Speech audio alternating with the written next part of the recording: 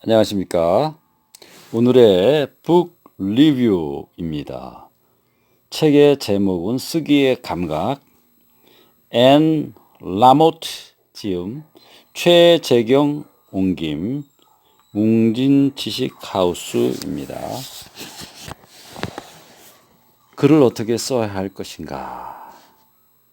167페이지에 감탄하며 바라보기란 꼭지가 있습니다. 자, 읽어보겠습니다. 글쓰기란 현재 벌어지고 있는 일에 주의를 기울이고 그것으로 소통하는 법을 배워가는 것이다. 그럼 지금은 어떤 상황이냐고? 확실한 건 우리 모두가 이 세계에 신물이 나 있고 그러므로 가장 중요한 것은 서로에게 화풀이 하지 않는 것이다. 그렇지 않으면 모두 베이징 사람들처럼 으르렁거리고만 있을 것이다. 제길 똥 밟았네. 순전히 당신 잘못이야. 당신이 한 짓이잖아. 글쓰기란 사람들의 인생 역정을 지켜보는 것이고 로버트 스톤이 얘기했듯이 거기에서 어떤 의미를 포착해내는 것이다. 그러나 당신이 타인을 존중하지 않는 한 의미를 발견하기는 힘들다. 사람들을 볼 때 오로지 그들이 싸구려 옷을 입었는지 비싼 옷을 입었는지만 본다면 당신은 그들을 제대로 이해하지 못할 것이다. 작가라는 한 걸음 떨어져 있는 사람이다. 델 롱부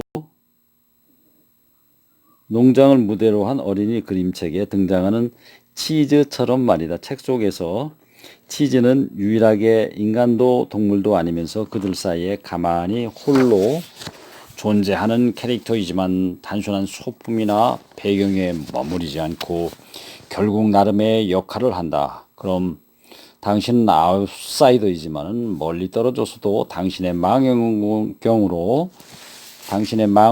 모든 것을 눈앞에 있는 것처럼 볼 수 있다. 당신이 할 일은 당신의 관점을 명백하게 드러내면서 목격한 사실을 기록하는 것이다. 당신의 직업이 사람들을 실제 있는 그대로 바라보는 것이라면 그렇게 하기 위해서 당신은 가능한 한 가장 다정한 태도로 자신을 들여다 봐야 한다. 그래야 비로소 다른 사람들도 제대로 바라볼 수 있게 된다. 개념상으로는 간단하지만 실제 그렇게 하기란 결코 쉽지 않다. 내게도 엉클 벤, 즉 스파이더맨의 죽은 삼촌, 자비로운 성품에 늘 교훈을 주는 인물, 엉클 벤 같은 어른이 있었는데 그가 20년 전 나에게 보낸 편지에는 이런 말이 적혀 있다. 언젠가 너는 나이나 성별과 관계없이 너의 내면에 오래 남아 절대적인 영향력을 발휘할 만한 누군가를 만나게 될 거야. 그러면 내 눈에 있는 티끌이 치워지고 불현듯 그 사람 특유의 어조가 내 귀에 공명하지. 바로 그거야. 그렇게 너는 그 사람을 알아보는 거야. 내가 지금 말하고 싶어하는 것이 바로 그것이다. 당신은 독자들 눈에 있는 티끌을 걷어내고 싶고 그들이 당신의 캐릭터 중 한 명을 알아봄으로써 말이다. 그러나 당신이 먼저 자기 연민을 느껴보지 못하고서야 그런 식의 공감을 이끌어낼 캐릭터를 독자에게 선사하기란 힘들 것이다. 아이를 부드러운 시선으로 바라보며 그들의 행동을 인정하는 일은 비교적 쉽다. 특히 아이가 당신의 자식이거나 남의 아이라도 매우 귀엽거나 재미있다면 아이가 아무리 당신의 감정을 상하게 하더라도 대충 넘어갈 것이다. 아니면 예를 들어 그 대상이 줄다람쥐라고 하면 그것을 상냥하게 바라보는 일도 비교적 쉽다. 게다가 그건 훨씬 더 명확하게 눈에 들어오고 바로 당신의 발 앞에 놓인 생생한 현실로 감지된다. 적어도 낮은 가지의 줄다람쥐가 실제로 존재하는 것을 보며 줄다람쥐가 내는 날카롭고 째지는 듯한 고음의 소리를 들으면 그 동물이 자기만의 생존 목표를 따라 살아가는 생명이라는 것을 알아볼 수 있다. 아직 줄다람쥐의 귀여움을 모두 다 알아차리지는 못했다 하더라도 말이다. 그 순간 당신과 줄다람쥐가 서로 닮았다는 것을 인식하게 되고 다 같이 전체 세계를 이루는 일부분들이라는 것을 깨달는다. 너무 이성적인 태도를 버린다면 우리가 더 자주 이런 인식을 얻을 거라고 생각한다. 이성적인 태도가 우리가 하나라는 감각을 방해하므로 우리는 능숙하게 직분을 다하고 이 세상에서 좀 더 책략을 잘 부리고 세금을 제때 낼 수 있다. 그러나 당신은 경찰관을 바라볼 때도 앞에서 말한 것 같은 느낌을 얻을 수 있다. 당신이 그를 제대로 바라본다면 그가 다른 모든 사람과 똑같이 나쁜 놈들 때문에 고통을 당하는 살아있는 숨쉬는 인간이라는 것을 알게 될 것이다. 그러면 당신은 경찰이 상징하는 폭력과 혼란과 위험의 이미지로 그를 바라보지 않게 된다. 그를 당신과 동등한 사람으로 수용할 수 있는 것이다. 실제로 당신 자신을 이와 똑같은 자세로 다정하면서도 초연하게 바라보기는 훨씬 더 힘들다. 그러나 연습이 어느 정도 도움이 된다. 연습하는 첫 며칠 동안은 괴롭겠지만 하다 보면 매일매일 그것에 조금씩 더 익숙해질 것이다. 나는 이처럼 나 자신에 대해 다정하고 초연한 장소로 내 미친 핀볼 기계 같은 마음을 옮기는 법을 천천히 배우고 있고, 그래서 내가 사는 세상을 둘러보고 다른 모든 것을 존경의 눈으로 바라볼 수 있게 된다.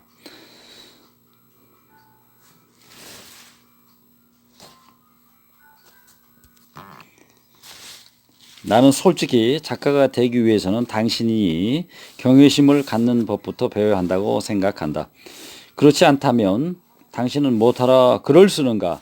왜 여기서 이 고생을 하고 있단 말인가? 경외심을, 세상에 대한 감탄, 그 속에 존재하는 감각, 세상을 향한 열린 마음이라고 생각해보자. 그게 아니라면 세상을 비웃고 세상과 등지는 방법도 있다. 우연히 들여다본 다른 사람의 영혼에서 아름다움이나 통찰을 발견한 순간처럼 당신을 일순간 전율케 한 시나 산문을 읽었던 때를 떠올려보라. 갑자기 모든 것이 서로 통하는 것 같거나 적어도 어떤 의미를 띠는 것 같은 순간. 나는 이것이 작가로서 우리의 목표라고 생각한다. 사람들이 이러한 경외의 감각을 되찾아 사물을 새롭게 바라보고 그 새로움에 허를 찔리고 종래는 자신을 가두던 좁고 제한된 세계를 부수고 나올 수 있게 돕는 역할 말이다. 아이를 데리고 산책을 나가보라. 아이는 줄고 와, 우와, 저 더러운 개 좀 봐. 저 불타 쓰러진 집 좀 봐. 하늘이 정말 빨개. 라는 식의 감탄사를 연발할 것이다. 그때 아이가 가리키는 곳을 바라보면 당신도 이렇게 외치기 시작할 것이다. 어머나, 저렇게 커다랗고 멋진 담장을 처음 봐. 저 조그만 아기 좀 봐. 저 먹구름 너무 으스스해. 나는 이것이 우리가 세상에 존재하는 방식이어야 한다고 생각한다. 현실을 살 것, 그리고 감탄할 것. 내 책상 앞에는 페르시아의 신비주의자 루미의 멋진 시가 붙어 있다. 신의 기쁨은 미지의 상자에서 미지의 상자로, 작은 방에서 방으로 옮겨간다. 빗물처럼 화단으로 떨어져 내린다. 장미들처럼 땅 위로 꼿꼿이 싹터 오른다. 이제 접시에는 쌀과 물고기가 넘친다. 이제 벼랑은 덩굴 식물로 덮였다. 이제 말에는 안장이 얹혔다. 신의 기쁨은 이러한 것들 속에 숨어 있으니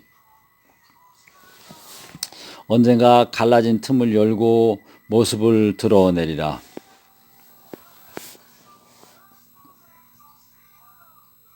집중하는 일에는 엑스터시가 따른다. 당신은 세상에 대해서 was 식의 열린 태도를 견지할 필요가 있다. 그러면 모든 것에서 신성함의 본질과 신이 모든 창조물에 내재한다는 표식을 보게 된다. 어쩌면 당신은 세상을 신성하게 바라보는 경향이라고는 없고 모든 것을 겉으로 드러난 대로만 보며 표면에 보이는 것이야말로 내면의 보이지 않는 영광을 바깥으로 드러내는 가시적인 신호라고 생각할지 모른다.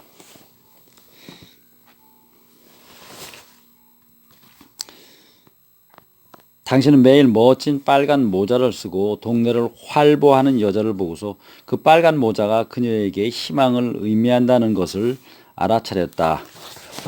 이러한 이미지가 당신이 찍은 상상 속 폴라로이드 사진의 우측 하단의 희미하게 모습을 드러낼지도 모른다. 당신은 처음에는 그것이 풍경의 일부에 섞여 있는지조차 깨닫지 못했지만 이제 그것이 당신의 마음속에 깊이 존재하는 어떤 것을 환기시키는 바람에 함부로 그 부분을 손가락으로 짚을 수도 없다.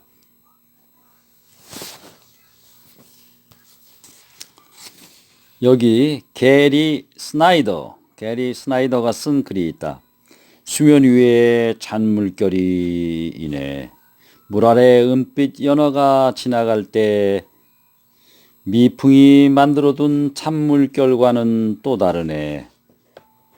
그는 채 20개도 되지 않는 어휘로 찬물결을 설명하고 간결하게 그려내고 같은 뜻이라도 새롭게 말한다. 자신의 바깥에 있는 어떤 것에 열중하는 것은 이성적인 정신에 대한 강력한 해독제와도 같다. 즉, 그토록 자기 아니만 생각하는 태도에서 잠시나마 벗어날 수 있게 해준다.